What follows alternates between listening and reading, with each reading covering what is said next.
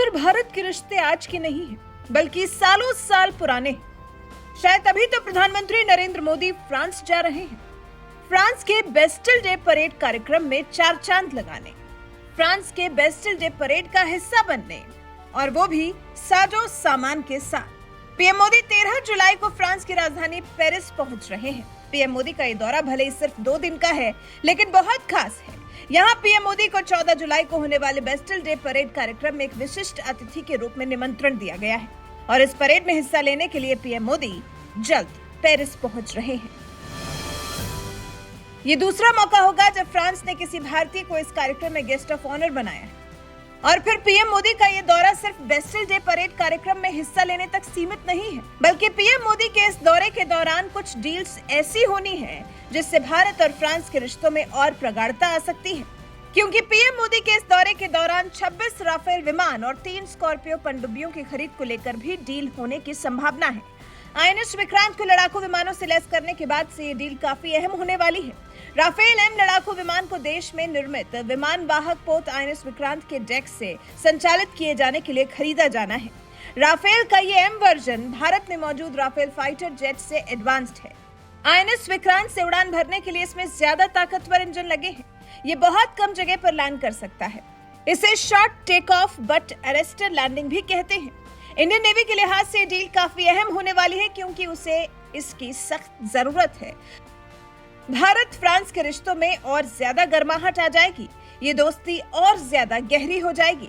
केंद्र सरकार की ओर से पिछले कुछ वर्षों से आईएनएस विक्रांत के लिए नए फाइटर जेट की तलाश थी, जो कि अब राफेल के एम वर्जन के साथ पूरी हो सकती है। भारत से पहले राफेल एम को ग्रीस, इंडोनेशिया और यूएई की सेनाएं प्रयोग कर रही हैं। हालांकि ये पहला मौका नहीं होगा जब इस तरह से फ्रांस के साथ ये डील होगी, क्योंकि भारत फ्रांस संबंधों के इन 25 वर्षों में फ्रांस भारत को एयरक्राफ्ट से लेकर सबमरीन तक अलग अलग तरह के रक्षा उत्पाद बेचने वाला दूसरा सबसे बड़ा देश है। नौसेना का मानना है कि राफेल उसकी जरूरतों को कहीं ज्यादा बेहतरी से पूरा कर सकता है। फ्रेंच नेवी के पास अभी 240 एम जेट है। इन जेट्स को दसॉल्ट ने साल 1986 से निर्मित करना शुरू किया था, और अब जब ये वाली डील भारत के साथ बस पक्की होने ही वाली है, तो ये डील भारत के लिए बेहद फायदेमंद साबित हो सकती है। भारत और फ्रांस के बीच में ये डील 11 अरब डॉलर में, यानी कि करीब 90,000 करोड़ रुपए में पूरी होगी।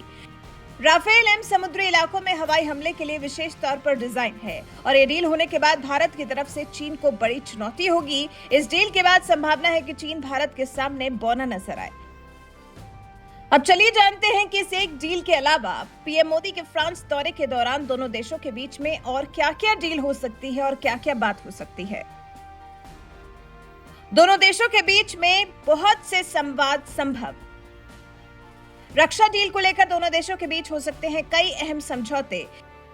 हिंद प्रशांत क्षेत्र में चीन के बढ़ते दबदबे को लेकर चिंता, दोनों देशों के बीच इस मुद्दे पर हो सकती है बातचीत।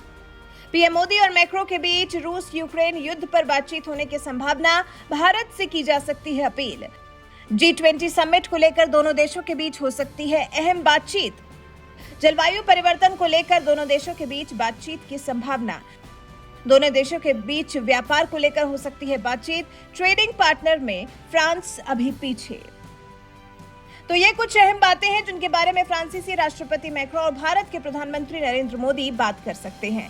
निश्चित तौर पर पीएम मोदी का ये दौरा सिर्फ एक दौरा नहीं होगा, बल्कि कई और देशों के साथ जिस तरह से संबंध पीएम मोदी ने स्थापित किए हैं, जिस तरह से दुनिया के बाकी कई देशों को पीएम मोदी अपना पक्का मित्र बना बैठे हैं, ठीक वही अब फ्रांस और फ्रांसीसी राष्ट्रपति इमैनुअल मैक्रो के साथ होने वाला है।